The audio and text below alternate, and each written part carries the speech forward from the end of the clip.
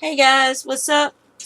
Um, I am doing a little bit of experimentation with knitting, and the first one came out okay, so I'll go ahead with the second one.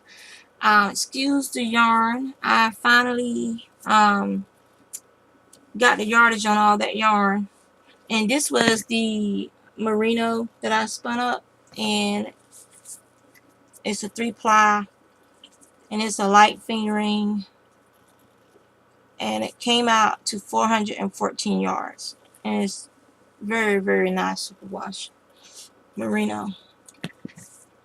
Now, what I'm experimenting with is knitting a pair of fingerless gloves flat. And I know it looks weird. It doesn't look like it'll fit, right? But I used a 1x1 rib for the glove, and it's a 2x2 rib down here. And it fits great. These are for my husband. This is using his other skein of, see how stretchy that 1x1 rib is? And I mean, it has a lot of room. And his fingers are longer than mine. So, but it's a nice little fingerless glove for him to wear. And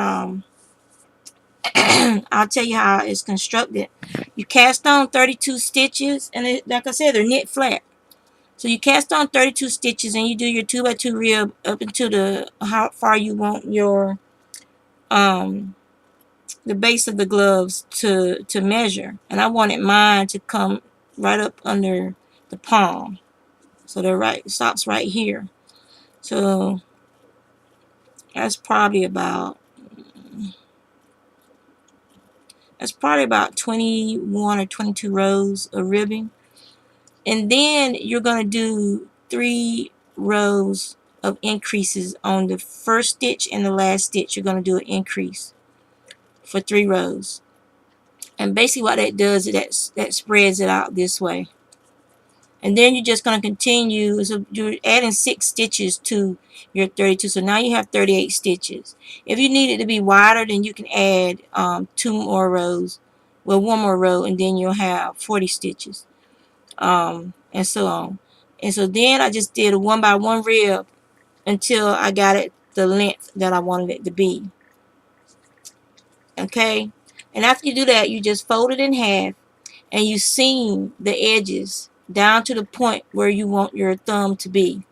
And when you get to that part you want your thumb gusset to start, you just do a whip stitch around to the other side, and then you continue seaming to the bottom. When you do your thumb gusset, what I did was I used, because I wanted an even edge around here, I used my crochet hook, and I picked up all the stitches around my, using a single crochet stitch. I picked up all the stitches around, and that'll help alleviate most of the holes and stuff. I mean, you still got like a little bit right here. It's not very noticeable, and once this is washed, that'll close up some.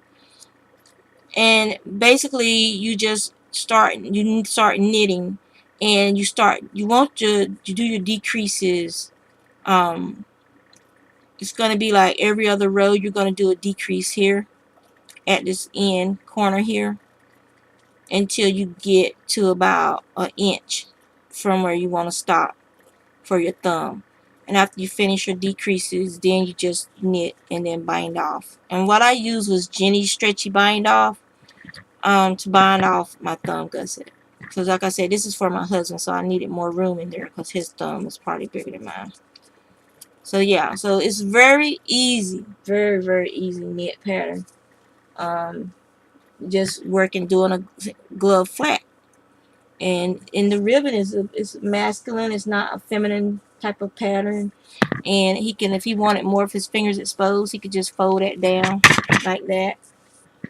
So it's a really nice pattern. I'll write it out, I guess, and post it on my blog for you guys. But it was really easy to do. So yeah, so that's what I've been working on. So there's one glove down and one to go.